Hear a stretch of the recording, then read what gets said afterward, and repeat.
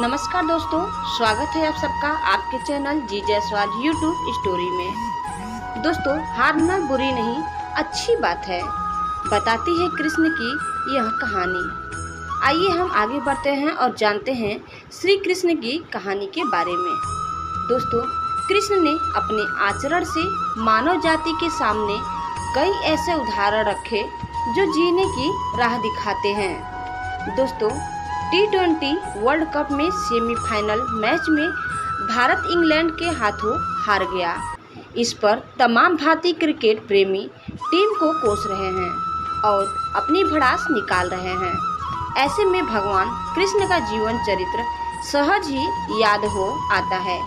मथुरा की एक कैद में माता देवकी के गर्भ से जन्मे कृष्ण ने अपने आचरण से मानव जाति के सामने कई ऐसे उदाहरण रखे जो जीने की राह दिखाते हैं। ऐसा ही एक उदाहरण है उनके रणछोड़ बनने का। जी हाँ, एक बार कृष्ण भी युद्ध को बीच में ही छोड़कर मैदान से भाग गए थे। फिर भी शत्रु का वध हुआ और हजारों निर्दोष नागरिकों की सुरक्षा हुई। भगवान श्री कृष्ण का जन्म कंस का वध कर समस्त पृथ्वी लोक को उसके अत्याचारों से मुक्त कराने हेतु हुआ था। किशोरावस्था में ही वह गोकुल से मथुरा आ गए तथा दुष्ट कंस का वध किया। कंस की मृत्यु से दुखी उसके ससुर जरासंध ने एक विशाल सेना लेकर मथुरा पर आक्रमण कर दिया। इस आक्रमण में उसके साथ शिशुपाल और कालयवन जैसे शक्तिशाली राजा भी शामिल थे। जल्दी ही सेना मथुरा जा पहुंची और मथुरा की राजसभा में कृष्ण तथा बलराम को सेना को सौंपने का संदेश भेजा गया। इस युद्ध को टालने तथा मथुरा के निर्दोष नागरिकों को बचाने के लिए श्री कृष्ण ने रातों रात वहां से सैकड़ों किलोमीटर दूर समुद्र में एक नई नगरी द्वारिका का निर्माण करवाया। अपनी माया से उन्होंने समस्त नागरिकों, उनकी पशुओं तथा संपत्ति को नींद में ही नई नगरी में पहुंचा दिया। अगले दिन सूर्योदय के समय कृष्ण तथा बलराम जरासंध की सेना के सामने जा पहुंचे और उसे लड़ने के लिए चुनौती दी। जैसे ही जरासंध और दूसरे राजाओं ने कृष्ण को मारने के लिए शस्त्र उठाए, दोनों भाई भागने लगे। उन भाइयों के पीछे जरासंध तथा कालयवन जैसे राजा भी भागने लगे। कुछ ही देर में दोनों भाई बहुत आगे निकल गए और उनके पीछे केवल मात्र कालयवन रह गया।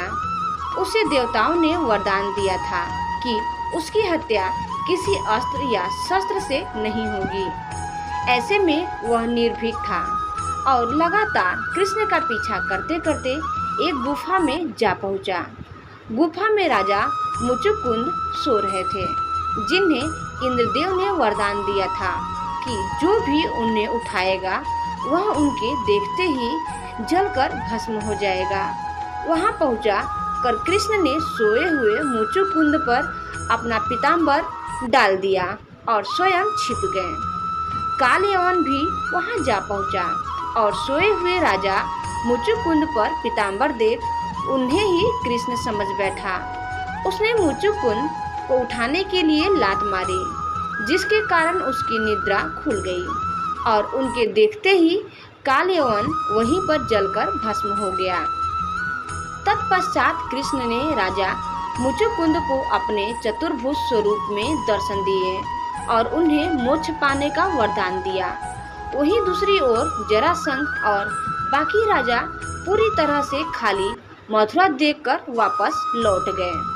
दोस्तों, कृष्ण चाहते तो स्वयं भी कालयवन और अन्य अधर्मी राजाओं का वध कर सकते थे, परंतु देवताओं के दिए वरदान का मान रखने के लिए ही उन्होंने कालयवन को राजा मुचुकुंद के हाथों मरवाया। इसी तरह बाद में जरासंध का वध पांडुपुत्र भीम के हाथों करवाकर भूधरा का भार कम किया। दोस्तों, इस कहानी के बाद कृष्ण के नाम के साथ हमेशा के लिए रण छोड़ दिया। कृष्ण की इस कहानी से सीख मिलती है कि अनावश्यक ताकत का प्रदर्शन नहीं कर बुद्धि बल से काम लेना चाहिए। इस तरह हम अपनी शक्ति को खर्च होने से रोक सकते हैं और बड़े से बड़े संकट का भी सामना कर सकते हैं। तो दोस्तों, आपको हमारा यह श्री कृष्ण का उपदेश कैसा लगा, हमें कमेंट बॉक्स में जरूर बताइए।